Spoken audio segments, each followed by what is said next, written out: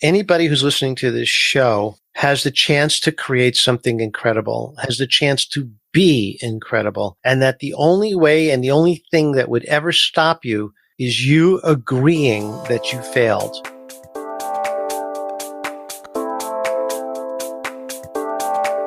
You are now tuned into the Misi Muse Unplugged, a pop-up podcast variety show helping consultants along their journey to greatness with your host, management consultant, author, and blogger, Christy Lindor.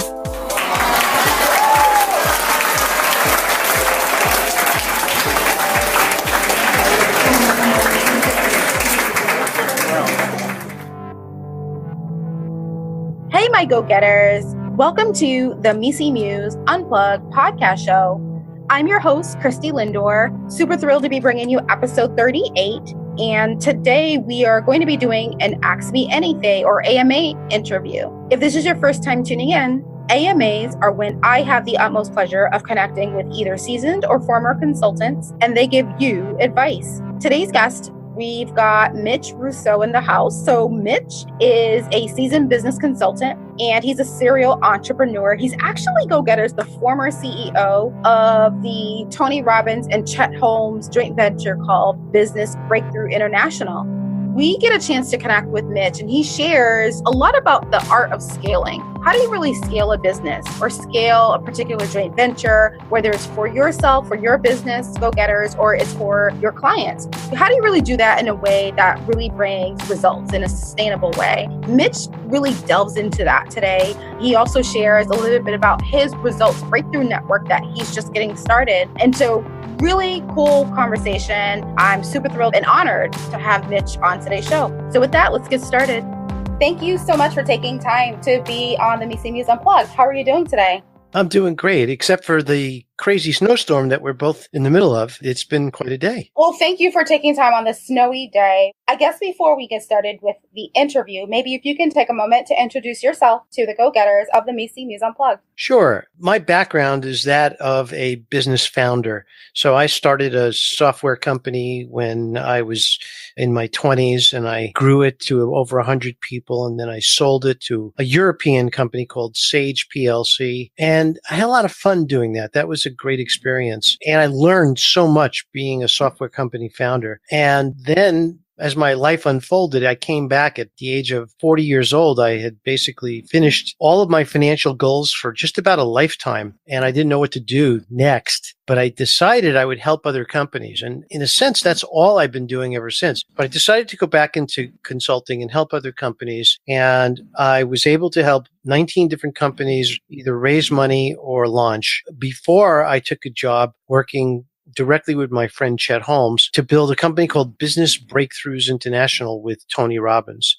So Tony, Chet, and I went into partnership together and we built Business Breakthroughs International, which grew to be about a $25 million a year company based entirely on in fact, it's just as I said, helping entrepreneurs, business people with training, consulting, and coaching. And the training programs that we created were very powerful, very popular. We sold them through webinars and we advertised on the radio. I was responsible for spending millions of dollars setting up radio campaigns and executing those to make sure that we got the most out of them. So as background, that's what I've done. Since then, I work individually with clients today to help them grow their companies. And I'm also starting and have started a new company recently called the Results Breakthrough Network. And I could tell you about that more later. Wow. So much to unpack there, Mitch. I guess the first question, how did you get connected with Chet and Tony Robbins? I'm a huge Tony Robbins fan. I went to a couple of his workshops in the past. So how did you get connected with them? Well, when I built Timeslips Corporation, which is the software company I mentioned earlier, Timeslips was really started in a garage with $5,000. And we made so many mistakes. I could spend an entire show talking about just all the mistakes we made starting that company. And I was somewhat young and naive. And I did some things which probably I'm certain I wouldn't do today. But one of the things that happened as a result of me starting Timeslips Corporation is I had this very pesky sales guy called Chet Holmes trying to sell me advertising space. because, Chet is relentless when it comes to if he wants to sell you something and you're on his dream 100 list, forget it. You're going to get sold. I mean, he was just that good. So, I resisted best I could, but ultimately about a year and a half later, Chet and I did business together. And it was a great experience. We bought ads in the publication that he represented, and they were fantastic. The ads really, really goosed sales. And we developed a very deep friendship along those lines. And we stayed friends back since 1988. And we'd been friends all that time until he passed away. And so when I sold my company, I brought him into Sage and we did sales training with Chet. And then eventually Chet came to me and said, "Hey, can you help me with the company I'm building?" And I said, "Of course." And I got involved in his company, Chet Holmes International. And we had a lot of fun building that company. But here's where the real fun came in. The real fun came when we began negotiations with Tony Robbins. Now, we didn't know what was going to happen, but it turns out that Tony loved what Chet had done, loved his materials, and as a result, was very favorable about working together. So Chet, Tony, and I built a partnership together. And what that ended up being was a joint venture, effectively. It was a joint venture between Chet, Tony, and myself. And we held a event in Las Vegas. And I believe the year was 2009. We brought 500 people into Las Vegas for the Ultimate Business Mastery Summit, which was recorded and later became the Ultimate Business Mastery System. So what we did was we recorded 56 hours of videos and materials, then used that material to build training, and then used that training as a course and a way to bring people into our company. So that's how I got started working with Chet and Tony. And once we got started, it just mushroomed from there. I mean, Tony. Tony's the ultimate promoter and one of the most respected people in the training and coaching business. So when we started running radio ads, the response was literally overwhelming. I mean, it was crazy how many people were calling every single hour about wanting to hear what Tony was doing with Chet and I. That is such exciting stuff. When I think about and look at your background, Mitch, you are definitely an expert at scaling and building. And earlier in your conversation, you mentioned some of the mistakes you made, lots of mistakes. Consultants or go-getters out there that are looking to scale. They're looking to really help take their business to the next level or helping their clients take their business to the next level. What's the one thing you wish you did then that you know now? Well, I'll tell you the mistake I made at Timeslips that I did not make when I was running Business Breakthroughs International. When I was running Timeslips, we were an expense-heavy company. So Timeslips was a packaged software business. And so we had to build a manufacturing facility to create and basically build our products and then ship them. We had 100 people working at the company, and we were really just nearly, I would say, under 10 million in sales. So it was too many people, basically, is the point I'm making. And when I got to the chance to build Business Breakthroughs, and before then I built another company for a venture capital firm called Furniture Fan. But with Business Breakthroughs, what we did is we decided that we were going to do everything virtually. And what we had was a centralized IT division that served the rest of the company. It did all of our billing, all of our mailings, did everything. And we then created, and if you think about them in the center of the circle with a hub structure and spokes being divisions. So we had 12 divisions or 11 divisions around that center hub. And each of those divisions operated as an independent entity. So scaling was very, very easy because when we wanted to add a new product line, we just create a new division, hire or promote a new division president, and all of the functional work that needed to be done was going to be handled by the central hub, which was our IT division. So scaling became fast and easy. And because we were virtual and because we paid on a performance basis, we never really ran up a lot of bills. So in essence, by being a virtual company, we were able to keep the expenses down. As sales increased, our expenses increased, but proportionally. So our profits increased as well. So that was the way I solved that problem later when Chet and I built the infrastructure for Business Breakthroughs International. You have your book. I was looking at it called the Invisible Organization, and it's such a timely topic. I know you just talked about scaling and building virtual teams. Maybe you can tell us a little bit about the book and share some advice you would give to consultants on how they can work effectively on virtual teams. Sure. Well, things have changed a lot, even in the last few years. That book was published in 2015. And what that book was designed to do was basically to blueprint the entire process of taking a brick and mortar company virtual. And in that book, I share a lot of information about the mindset of the CEO. And to me, mindset comes first. And it's the most important piece because if the CEO's mindset isn't correct, then the company will never function virtually. And I'll give you a simple example. If the CEO thinks he's going to lose control of his company by sending people home, well, then it's not going to work because he's not going to want to send people home. He's not going to trust them. And as a result, those people won't feel trusted and won't want to work for that company. So my belief is that if you get the mindset right and you understand that we're in a different world now, even from 2015, where now everything is decentralized. There's so much great software out there to help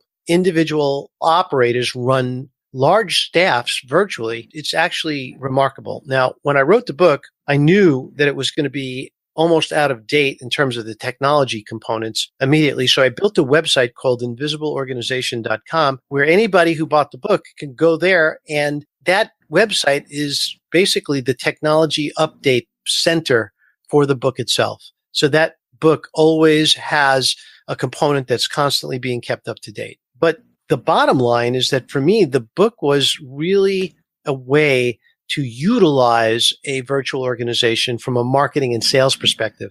Because once you are virtual, you have superpowers that you could use that other companies can't easily do. This is a very popular example because many people use it. If you were to call Southwest Airlines or JetBlue and speak to an operator, did you realize that you're actually speaking to somebody who is actually working from home? Most people don't realize that. Christy, did you know that? I did and I didn't. I don't think about it, but I feel like I've heard something like that.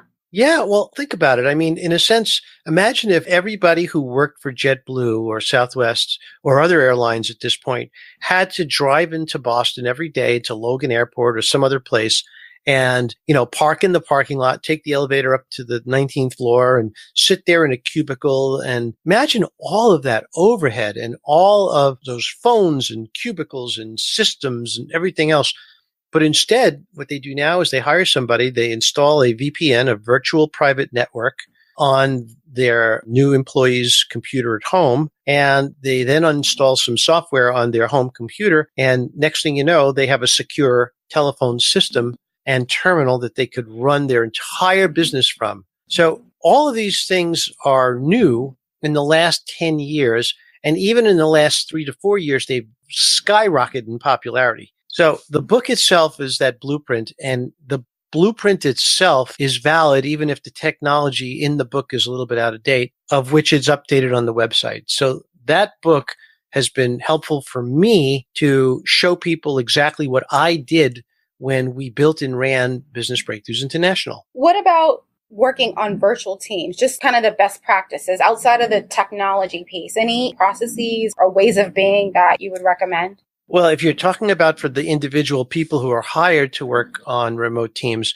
most people who these days who work on remote teams are used to it and probably have been doing it for years. But a lot of managers are not. And if I would offer any advice, and this is basically in the first part of the book, the advice I would offer is over-communicate everything. Over-communicate in chat rooms, set up Slack channels right away so that you're able to pretty much stay in touch with everybody. My favorite 2 applications are Slack and Trello. I manage a good part of my business with Slack and Trello. And I would recommend that people who are engaging remote teams use Trello or something like Trello for project management and Slack or something like Slack for group communication. And that works the best for me.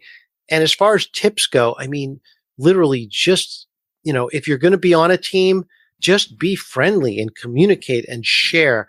Transparency now is the big thing and will continue to be the prime component of working virtually.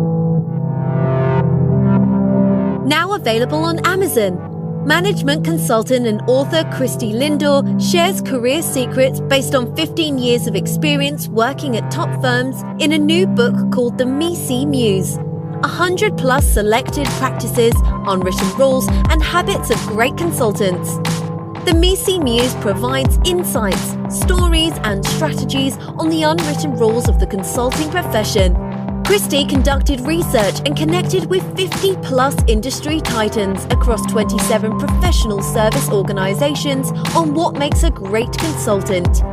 For book reviews, tour dates, and more info, go to www.mecemuse.us. So I'm actually going to pivot slightly, Mitch. When you're not scaling businesses or building new organizations, what do you like to do for fun?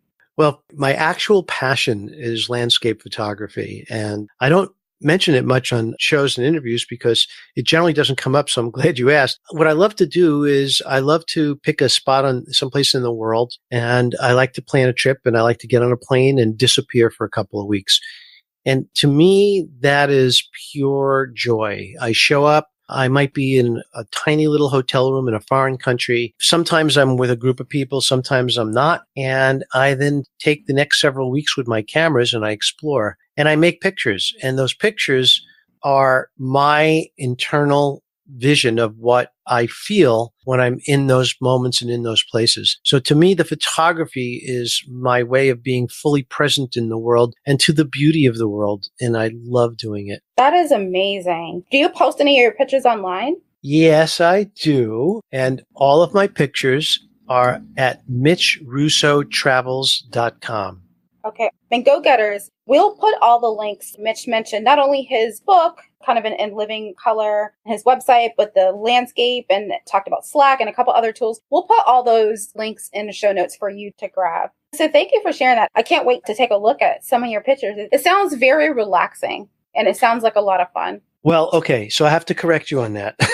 It's not relaxing. I usually feel like I need a vacation when I come home. Really? Oh, sure. Yeah. I mean, most of the time I'm either hiking or I'm traveling or we're up at 5 a.m. to capture the sunrise. And then we're out till 2 a.m. to shoot the night sky. I'm an astrophotographer. So my favorite time to photograph it is the night sky. Okay. I wouldn't have thought there was all of that behind it. But see, it sounds like you're an expert photographer. So that's great. I'm going to pivot again, Mitch. You mentioned earlier about your new company that you're getting started, Results Breakthrough. Maybe you can tell us a little bit about kind of what you're up to with that and how people can connect with you if they're interested. Sure. So let me first explain what the problem I decided to solve was. We all have bought training programs. And Christy, let me ask you a question and be honest, okay? Have you ever bought a training program or any sort of a course online? Have you ever done that? Yep, I have. Okay. So let me ask you another question. If you think back of all the courses and training programs that you bought, did you finish them all? No, I didn't. Okay. Well, guess what? I didn't either. Even some of the ones I finished, I don't feel as if I've gotten everything I could have out of it. And this problem was bothering me because, I mean, honestly, I paid a lot of money. I've spent over 6 figures in training programs, courses, and masterminds. And I always feel as if there's something missing. And I was trying to think about what it was. And I came upon a solution that really I had solved this problem years earlier within a different company. What I decided to do was find an accountability partner to help me finish my course. And when I did that and I finished the course and I got all the results that I expected, I realized at that moment in time that I could help lots of entrepreneurs get all of their courses finished by finding them an accountability partnership. So I built Match.com for entrepreneurs, and it's called the Results Breakthrough Network, resultsbreakthrough.com. And the entire purpose of the site, there's 3 elements of the way the site works. Number 1, you go there and you connect with another entrepreneur. And once you connect, you get on the phone with them and you use the software to guide you through your weekly accountability sessions. And the software prompts you to answer every question, collects all of your statistics, makes sure that you're scheduled for the following week, and collects all this information and displays it on a dashboard so that you could see the progress you're making week after week and month after month. So that's the first thing it does. The second thing it does is we've created a community of powerful entrepreneurs who all have the same goal, which is to be successful. And that is a private community just for the Results Breakthrough Network folks. And in that community, every week we bring in a guest speaker to do a no-pitch masterclass for everyone. And those masterclasses are usually people that would be inaccessible to most of us. And not only are there master classes, but there's guest coaching as well. So we'll have live coaches drop in and just handle questions that anybody has. Very successful people who've decided to help. And those are some of the things we bring to the network itself or to the Facebook community. And then the third piece, this is my favorite piece of all, Christy. Let me tell you about this. It's called the 10-Minute Mentor Program. So when you come to the resultsbreakthrough.com and you fill out your application and your profile, you'll have a box that says, yes, no, I want to be a 10-minute mentor. If you say yes, then what we will do is through one of the major organizations operating in the United States today, we will connect you to an inner city high school kid so that they can be mentored by you, so that they can get 10 to 20 minutes of your time once a month so that they can explore their dreams and ideals about business with somebody just like you. That's what the entire Results Breakthrough Network is all about. I love it. And go-getters, we'll make sure to put links of this as well on the show notes. This is great. It sounds like you're always up to kind of the next cutting edge thing, Mitch, just from our brief conversation. So thank you for sharing that. Any last remarks? I just want to mention that anybody who's listening to this show has the chance to create something incredible, has the chance to be incredible, and that the only way and the only thing that would ever stop you is you agreeing that you failed. And so I want to make a pact with everybody who's listening to the show today. The pact I want you to agree to is I want you to agree that the only thing that you have to do is keep going. And if you need to pivot, by all means pivot. But if you give up, then you've failed. But until you give up, as long as you're pivoting, as long as you're moving forward, you will be a success. And I got to tell you, I know it looks like, I have had a lot of success in my life, and I have, but there were years when I failed and failed and failed, but I never gave up. I just kept pivoting until eventually I discovered what was really, really right for me. And listeners, I hope that you can do the same. Awesome. This is great. Mitch, how can people get in contact with you if they want to connect with you? Yeah, the basic way to do it is go to mitchrusso.com, mitchrusso.com. Well, thank you so much, Mitch, for being a guest on today's show. This is such a great conversation. Yes, I really enjoyed it, Christy, and you're a great interviewer. Thank you so much. Thank you so much, Mitch. And thank you, my go-getters, for tuning in today. This is Christy Lindor signing out for the Misi Muse Unplugged pop-up podcast. Here's to your journey to greatness. Tune in every Friday for new episodes syndicated on iTunes, Google Play Music, and many more. Visit www.misimuse.com for more information.